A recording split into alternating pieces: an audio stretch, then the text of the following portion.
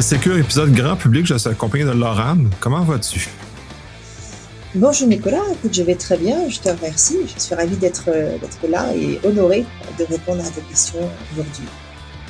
Oui, et puis c'est un honneur partagé puisque ça faisait déjà un certain temps qu'on n'avait pas eu cette occasion-là de justement d'échanger sur, entre autres sur le livre dans ce cas-ci, et de discuter des sujets qui sont relatifs à la protection pour les gens. Fait qu'on revient, c'est vraiment, on est encore basé sur le livre La protection des données personnelles, sans questions et réponses.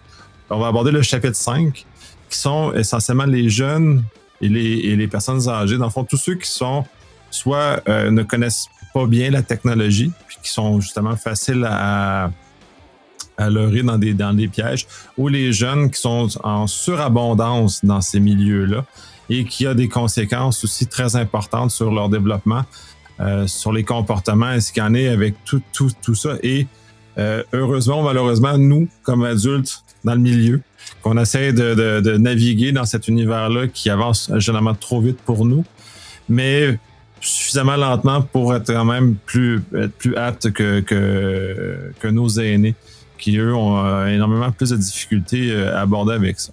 Donc, je vais te laisser un peu aussi aborder là-dessus. Là. J'ai fait mon intro, je vais te laisser faire ton intro, puis ensuite on va aller avec les questions peut-être un peu plus précises sur le sujet. Oui, alors effectivement, je regroupe exactement d'ailleurs comme la deuxième édition du livre qui va bientôt sortir, ce chapitre qui traite des personnes vulnérables. Alors ça parle effectivement des plus jeunes, de zéro, on va dire, jusqu'à la majorité. Ça parle des personnes âgées et également des personnes qui ont un handicap. Donc ce sont trois échelles différentes où on a les personnes âgées qui, elles, ont entre guillemets découvert l'univers numérique en même temps qu'il s'est développé, à ceci près qu'ils avaient appris à fonctionner d'une autre manière et qu'on leur a mis un jour sur le bureau un ordinateur. Donc il y a ceux qui ont réussi à s'adapter et ceux qui n'ont jamais réussi. Il faut savoir qu'il y avait très peu de formation quand la secrétaire recevait son ordinateur, il a fallu beaucoup se débrouiller et on n'a pas parlé de sécurité numérique au départ. Concernant les jeunes, eux sont nés avec un smartphone dans la main. Ça c'est l'avènement entre 2000 et 2007. Mais pour autant, ils n'ont pas d'idée sur les dangers qui se cachent derrière cet outil-là.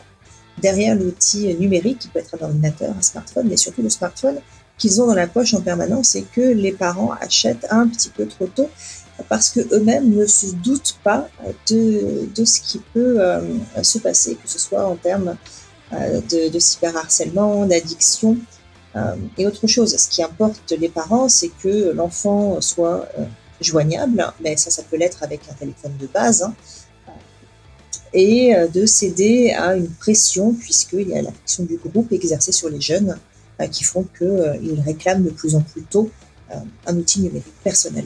Et puis, les personnes atteintes d'un handicap, elles ont tous leurs droits juridiques, même si elles sont sous tutelle ou curatelle. Néanmoins, elles ont également besoin de l'outil numérique, comme tout adulte, pour effectuer certaines démarches, puisque l'on est dans une marche forcée de numérisation des différents services publics. Ce qui est aussi un problème quand on ne se préoccupe pas de la formation des personnes, la formation des jeunes et de la sécurité numérique globale. Oui, ben la formation est le point central, en tout cas pour moi, de ce chapitre-là, justement, comment amener ces gens-là à s'adapter.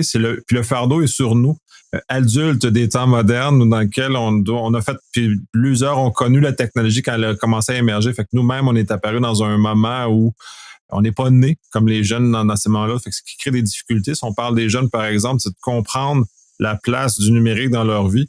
Donc, il faut nous-mêmes se mettre dans ces réseaux-là, dans Facebook, Twitter, TikTok. Et TikTok, au moment qu'on enregistre, d'ailleurs, est un énorme problème où, enfin, les États se sont rendus compte du problème d'espionnage, mais on n'a pas parlé du problème sur ce qui est diffusé ou proposé aux enfants aussi, ce qui vient justement biaiser énormément leur développement, leur perception de soi.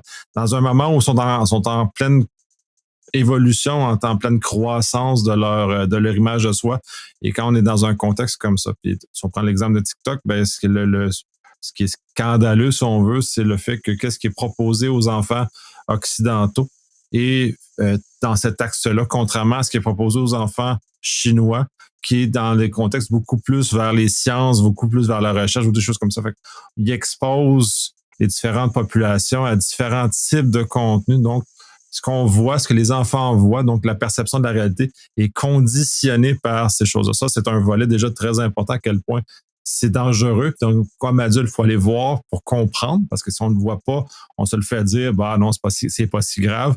Quand on le voit de nos yeux, oui, c'est grave. Oui, c'est important. Même les adultes ont de la misère à tolérer le combat que ces médias sociaux-là imposent sur leur vie. Donc, déjà là, même si nous, comme adultes, on a de la misère, les enfants, c'est pire que pire là, à ce moment-là, donc de les encadrer. Tu abordes à plusieurs axes, justement, dans le livre. C'est très intéressant parce que, tu sais, faut pas les exposer trop jeunes. Faut les éduquer aussi. C'est très important, les amener à avoir des outils à comprendre, à maîtriser, parce que ça change fondamentalement comment on communique. Et comment tout ça s'articule dans la pression des pères, parce que les autres enfants en ont, parce que les parents ont des barrières ou des limites différentes selon le cas. Certains parents sont plus permissifs que d'autres, donc à ce moment-là, on se retrouve dans des contextes où les enfants sont exposés à d'autres enfants qui ont soit plus d'accès ou plus de choses sur Internet, les médias sociaux et ainsi de suite, qui là, justement les amènent à s'exposer davantage à pression. Puis c'est très complexe, puis ça aborde justement certaines façons d'intervenir ou d'aider les parents à regarder la situation. Alors effectivement, la première chose qu'il faut retenir, c'est que les entreprises qui sont derrière ces médias sociaux n'ont pas pour objectif le bonheur des enfants. Ils ont pour objectif de rentabiliser leurs outils, de récupérer un maximum de données personnelles, hein, puisque c'est vraiment le principe des data brokers, que ce soit les Batix ou les GAFAM. Et quand on dit qu'il faut tout un village pour élever un enfant, on pourrait penser quand même que ce genre d'entreprise prendrait à charge en fait la responsabilité de ce qu'il laisse être diffusé sur ces médias. Alors, on a des parents qui ne comprennent absolument pas ce qui est diffusé, sachant que tout tourne autour de bulles algorithmiques, hein, c'est-à-dire que quand on cible certains enfants, on leur envoie certains contenus qui vont les faire réagir et on enclenche une boucle autour de ça qui ne va pas forcément dans le bon sens, qu'on ne maîtrise pas. Les parents, ça ne le savent pas et ont peut-être l'impression que leur enfant fait simplement ce que tous les autres enfants font, ce qui n'est pas toujours le cas. N'imagine pas aussi qu'il y a des commentaires beaucoup plus violents, déconnectés de la réalité, c'est-à-dire que quand un enfant s'expose, par exemple une jeune fille qui se met on va dire, en simple tenue pour son cours de danse, qui enregistre une vidéo de danse, une jeune fille de 12 ans, peut s'expose tout court en fait à des commentaires pédopornographiques ou autres, que la vidéo va être diffusée, réutilisée, transformée et commentée par des personnes particulièrement malveillantes, parce qu'il ne faut pas oublier que vous avez 5 milliards de personnes connectées à ce genre de contenu et 5 milliards qui ne sont pas au pays des bisounours. Donc, rien ne s'arrête, je dirais, quand l'enfant quitte l'école, comme ça pouvait se faire avant, quand les jeunes avaient des soucis. On est dans une représentation qui est permanente, et comme on est aussi dans une période où les jeunes ont le cerveau qui se forme, avec des besoins différents qui sont liés au groupe, à la séparation nécessaire des parents, des choses se produisent qui sont particulièrement néfastes sur le long terme. On n'a jamais vu autant de violence entre les jeunes, on n'a jamais vu autant de contenu, je vais revenir dessus, mais pédopornographique, parce qu'en ce moment, c'est une véritable problématique. On n'a jamais vu autant de jeunes qui sont mal dans leur peau et autant de parents qui sont complètement désemparés face à ça parce qu'ils ne comprennent pas comment les choses fonctionnent véritablement. Alors d'un côté, on a la responsabilité des plateformes, on a aussi la responsabilité des parents qu'il faut former et la responsabilité des jeunes sur ce qu'ils font dessus. Oui, puis c'est ça, c'est complexe. L'enfance ou l'adolescence, c'est encore plus complexe parce qu'on a effectivement face à des jeunes qui vont se faire exploiter. On est déjà ce volet-là par généralement des hommes, mais c'est pour un public masculin, on va dire, qui vont justement exploiter ces volets-là. Les jeunes produisent eux-mêmes du contenu qui les expose à ce genre de choses-là. Et entre eux autres, ils sont déjà sont très durs entre eux autres, comme ils pouvaient l'être avant dans la vraie vie. Là, puis tu le mentionnes très bien, ça n'arrête plus à la fin de l'école. Ça les suit jusqu'à la maison, ça les suit la nuit. Ça continue tout le temps, cette espèce d'afflux constant d'informations qui est là. Puis tu as l'autre axe aussi des parents qui ne respectent pas le droit des enfants, parce que c'est ça aussi, le droit à l'image, puis ça, tu t'en parles aussi. Le fait de partager les informations de nos enfants contribue au problème que les enfants vont vivre aussi là, de ce côté-là. Tout à fait. Ça, c'est. Alors, il y a deux choses. Il y a les enfants influenceurs, entre guillemets, et le sharenting. Le sharenting est plus simple à gérer. Je dirais que c'est simplement une méconnaissance du fonctionnement de ces outils. Sharenting, c'est le fait pour des parents ou des proches de diffuser, même dans un cercle plus ou moins restreint, des photos de leur enfant. Alors, quand on accepte les conditions d'utilisation des plateformes, des réseaux sociaux, on accepte aussi que ces données soient enregistrées, collectées, utilisées, etc., etc. Ce sont des choses qui ne disparaissent finalement jamais. On s'expose aussi à des violations de données. Et quand on diffuse des images de son enfant, par exemple, sur le pot avec un petit tutu tout mignon, etc., c'est quelque chose qui peut ressortir et porter un grave préjudice plus tard à l'adolescent, ce qui est encore plus grave d'ailleurs, ou à l'adulte, qui aurait dû avoir son mot à dire sur ce moment-là. Donc l'exposition des parents pour leurs enfants est un problème en soi qui devrait être beaucoup plus réglementé. Vous avez une campagne en Allemagne qui s'est déroulée il y a 2 ou 3 ans, je crois, je pense qu'elle est régulière, qui informe justement les parents des conséquences. Les images des enfants leur appartiennent à eux. Donc quand un enfant naît, inutile de le balancer sur les réseaux sociaux. Il faut au contraire prévenir la famille que les photos qui sont envoyées doivent rester dans le cadre familial et d'ailleurs éviter de transférer ces images via ces plateformes.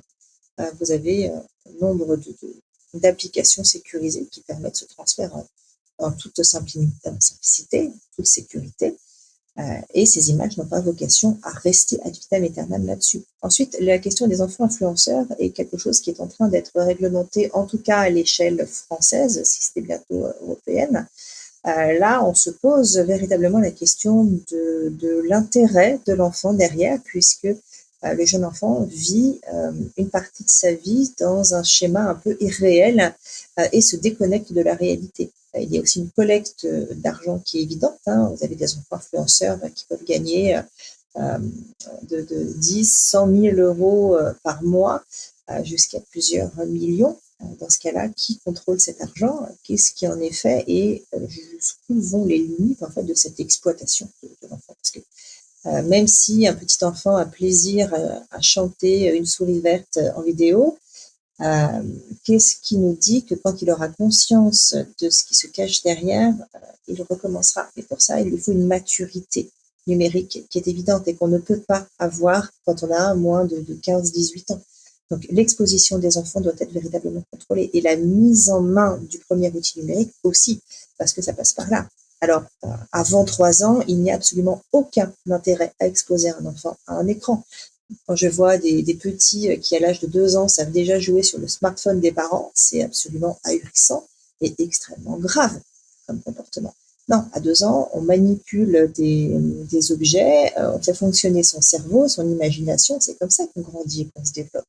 Pas en ayant les yeux rivés sur un écran. Vous avez un pays asiatique qui promet une belle amende d'un équivalent de 1 000 $ pour toute exposition d'un enfant de moins de 3 ans à un écran. Et cette amende, elle est équivalente si un enfant est exposé plus d'une demi-heure par jour à un écran jusqu'à 16 ans. Je me demande pourquoi on n'en est pas encore là ici. Mais dans tous les cas, il n'empêche qu'il faut aussi éduquer les enfants avant qu'ils aient leur premier outil numérique. L'éducation peut commencer vers l'âge de 7 ans, parce que de toute façon, ils vont passer devant ces écrans, ils vont voir les adultes travailler avec ou jouer avec, et il faut qu'ils comprennent aussi. D'ailleurs, la plupart des métiers, un grand nombre de métiers dans l'avenir seront liés au numérique.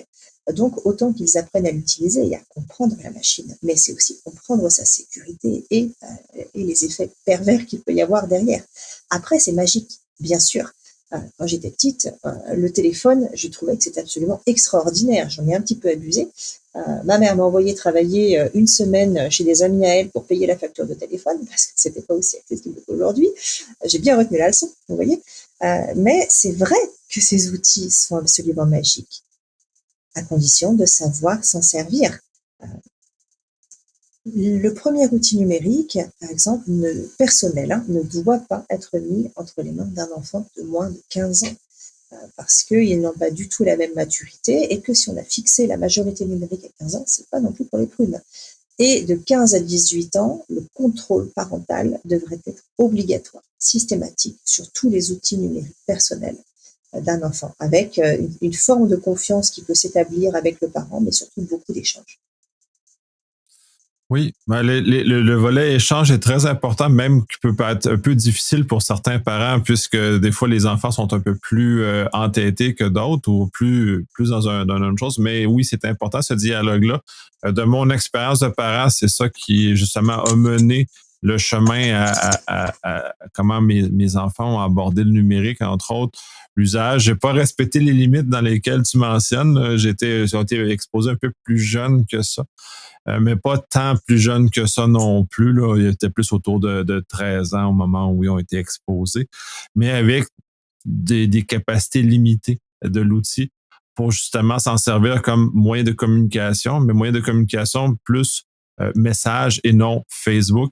Ce qui a fait aussi que mes enfants ont un peu moins d'intérêt. Ben, en tout cas, Facebook pour les jeunes maintenant, c'est pour les vieux, là, fait qu'ils s'y intéressent pas. Mais cela étant, ces plateformes-là ont pris beaucoup plus de temps dans leur vie avant de s'installer et de comment y aborder. Et généralement, ils abordent de façon plus restreinte, justement parce qu'ils comprennent davantage, mais parce que je l'ai laissé le temps. Je l'ai justement évolué un peu comme tu mentionnes, le dialogue toujours, comment placer les valeurs par rapport à ça, comment nos valeurs de parents doivent être transmis aux enfants, puis justement les aider à se guider, à se repérer dans cet univers-là, parce que c'est un terrain nouveau. Et comment on fait ça, comme la famille aide à se positionner dans la société, nos valeurs et ainsi de suite, ben c'est la même chose en numérique, mais c'est un terrain nouveau, plus vaste avec des citoyens du monde et non juste les citoyens de notre village. Donc, on est dans un contexte un peu différent et beaucoup plus difficile. Au Québec, on est en train au moment où on enregistre, il y a une campagne de sensibilisation qui est lancée justement sur le volet le sexting, toutes les images transmises comme ça par les jeunes entre eux autres, souvent dénudés, dans lesquelles je trouve ça un peu farfelu comme idée, là, mais bref, c'est quand même c'est la nouvelle réalité, elle est rendue là.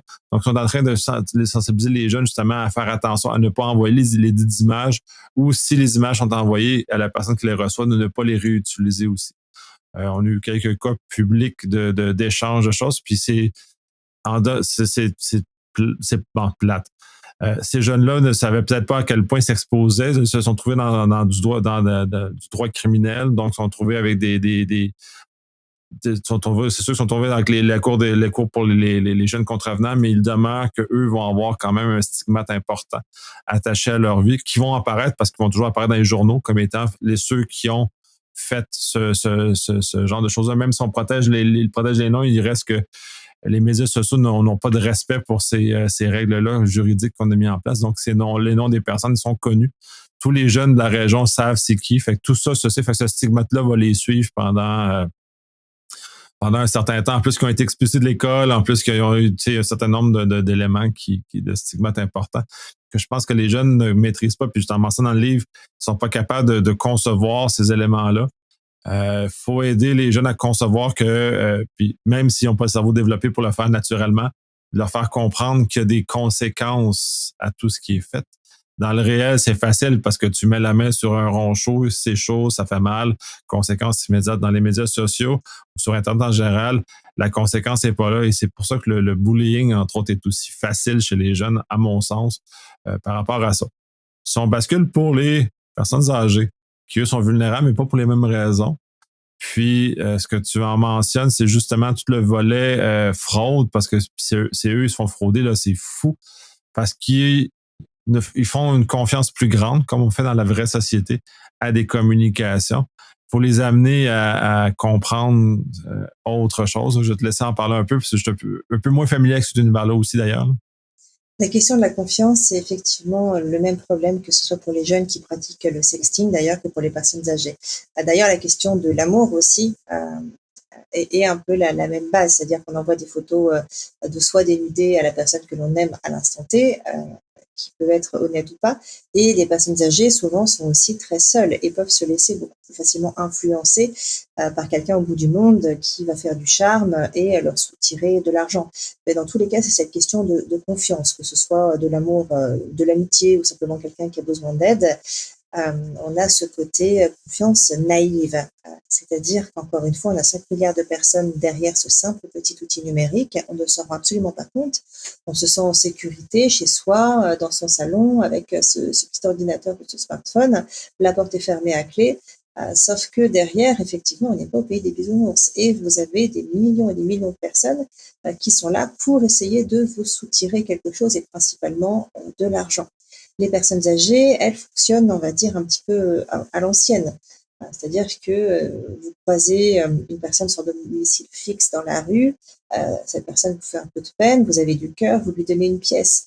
Sur Internet, on manipule aussi un petit peu de la même façon, sauf que là, on essaie de récupérer soit directement un peu d'argent par des virements, soit des données personnelles qui vont conduire à un vidage de compte courant ou autre, quasiment conscient en fait des personnes. C'est-à-dire que soit elles donnent ces données personnelles euh, et le compte est vidé comme par magie, soit voilà, elles font des petits virements d'aide, etc., sans se rendre compte parce qu'il n'y a pas l'argent qui disparaît sous les yeux comme l'euro disparaît du porte-monnaie quand on le donne à une personne dans la rue.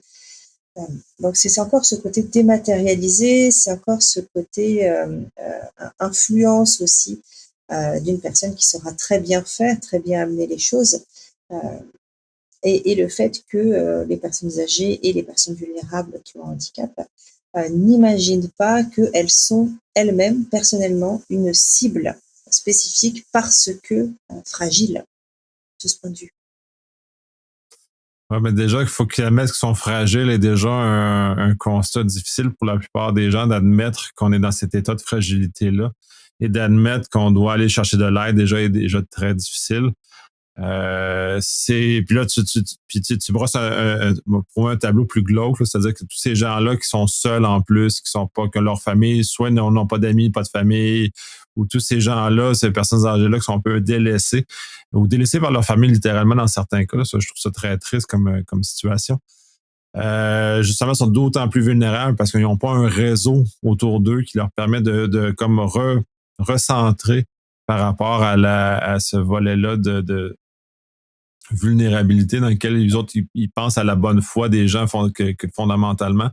Le problème, c'est que l'industrialisation du crime fait que la bonne foi, oui, mais non, sur Internet, on ne peut plus la présumer comme on peut la présumer dans la vraie vie.